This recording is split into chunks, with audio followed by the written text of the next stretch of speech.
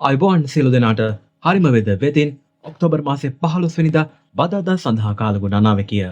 අලුයම උදෑසන කාලවල ශ්‍රී ලංකාවේ නැගෙනහිර මුහුදු කලාපයේ හැරුණකොට සෙසු සියලු මුහුදු කලාපවල ඉතාම තදින් වැසී ඇති වෙනවා.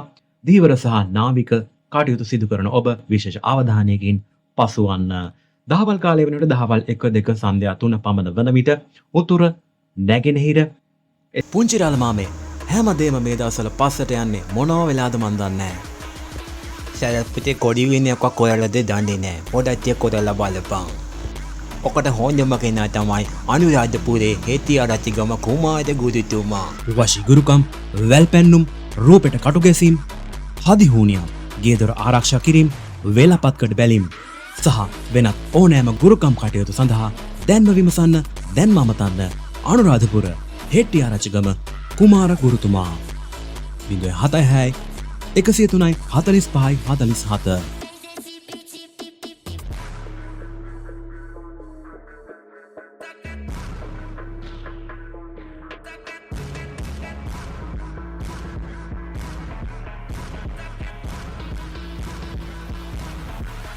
එසේම ඊසාන වයඹ බස්නාහිර මුහුදු කලාප හැරුණකොට නිරිත දකුණ සහ ගිනිකොණ මුහුදු කලාපවල තවදුරටත් තද වැසී ඇති වෙනවා.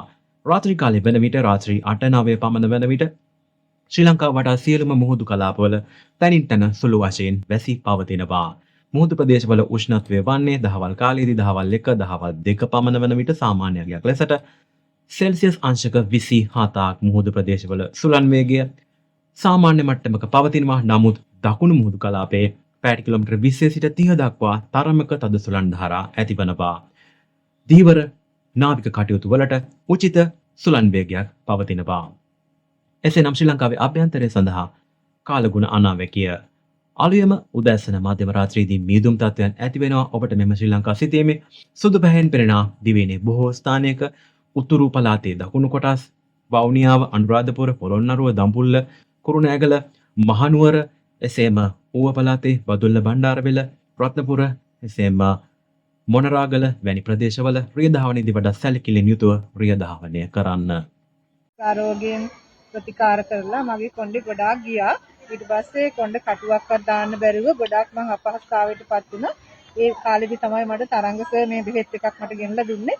ඒ බෙහෙත් එක පාවිච්චි කරාට පස්සේ මගේ කොණ්ඩේ ගොඩාක් ඝනකමට හොඳට වර්ධනය වුණා. ඉතින් මං තරංග සර්ට ගොඩාක් පින් දෙනවා මේ වගේ බෙහෙත් එකක් හදලා අපි වගේ අයට ප්‍රතිකාර කරගන්න මට උදව් කරපු එක ගැන.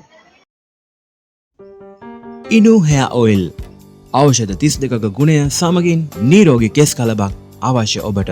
හිසකෙස් කළුවීම, හිසකෙස් ඝනට වැඩීම, හිසකෙස් දික්වීම, හිස රදය පහවී යාම, හිසකෙස් ගැලවීම වැළැක්වීම, හිසකෙස් ඉදීම ප්‍රමාද කරවීම, හිස්සොරි නැතිවීම ඇතුළු ප්‍රතිලාභ රසක් හිමි කරගත හැකියි.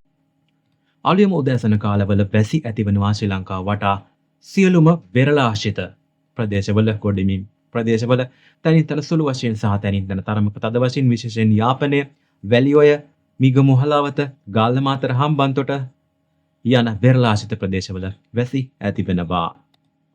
දහවල් කාලය වෙනකොට දහවල් 1 සන්ධ්‍යා 2 සන්ධ්‍යා 3 පමණ වන විට ඉතාම තදින් ශ්‍රී ලංකාව අහසවල කුලින් බරවනවා. අප මීට පෙරත් ඔබ දැනුවත් කළ පරිදි තද වැසි ඇතිවනවා ශ්‍රී ලංකාවේ දකුණු අර්ධයේ. ඔබට පෙනෙනවා කහ පැහැයෙන්, කොළ පැහැයෙන් සහ රතු පැහැයෙන්. එසේම උතුරු පළාතේ යාපනය සහ උතුරු පළාතේ බොහෝ ස්ථානවල වැසි ඇති වෙනවා.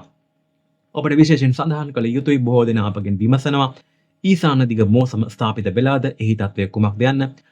එය වන්නේ මේ වනිට තවදුරටත් පවතින්නේ දෙවෙනි අන්තර් මෝසම් කාලගුණය. ඊසාන දිග මෝසම 100%ක්ම ස්ථාපිත වේවියයි අප විශ්වාස කරනු ලබන්නේ නොවැම්බර් මාසයේ මුල පමණ වන විට. රාත්‍රී කාලයේ වන විට සමාන සන්ධ්‍යා කාලෙම සන්ධ්‍යා 5 සන්ධ්‍යා 6 පමණ වන විට තවදුරටත් සමස්ත ශ්‍රී ලංකාවෙම තනින් තන විටින් විට සුළු වැසි, තද වැසි සහ තරමක තද වැසි, ඉතා තද වැසි ඇති වෙනවා.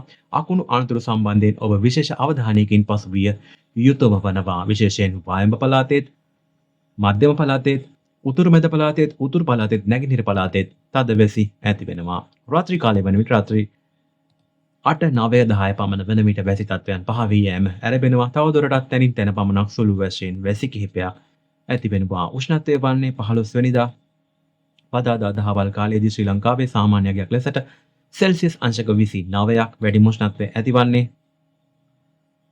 පොළොන්නරුව අනුරාධපුර වැනි ප්‍රදේශවල සෙල්සියස් අංශක 32ක් ලෙසට ශ්‍රී ලංකාව හරහා හමා යන සුළං ධාරාව ඉතාමත්ම සාමාන්‍ය අගයක පවතිනවා. පැයට කිලෝමීටර් 15ත් 25ත් 10ත් අතර සුළං ධාරා හමා යනවා. එසේනම් එයයි කාලගුණ අනාවැකිය.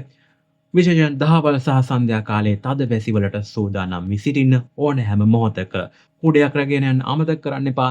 එයයි නවතම තත්වය හරිම වෙද නිතර බලන්න, සබ්ස්ක්‍රයිබ් කරන්න, බෙල් අයිකන් එක ක්ලික් කරලා තියාගන්න, ලයික් කරන්න, කමෙන්ට් කරන්න, ෂෙයා කරන්න අමතක කරන්න එපා. නැවතත් හමු ඊළඟ කාලගුණ අනාවැකියෙන් සියලුම දෙනාට සෝදායි දිනයක් වේවා.